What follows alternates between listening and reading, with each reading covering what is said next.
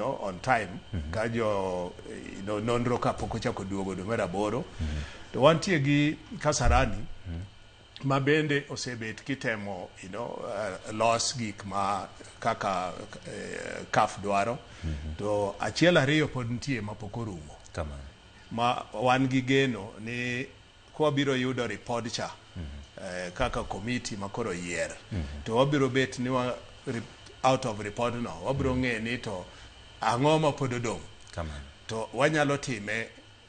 mondo obed ni en at least minimum 80% mar gima CAF dwaro nikech chik wacho ni kachopo January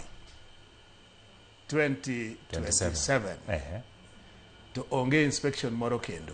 rumo matini chicho beno se rumo stadium osengi kako pila ngowa kombe sitikre kama koro kwadi ye gik moko ka logistics giri iyudo ni ji biro kama ng'eny national teams mag countries mose qualify one kae gi jo match officials one kae gi jo CAF one kae gi wendo one gi fans one gi sponsors one gi ji mang'eny koro nitie gik ma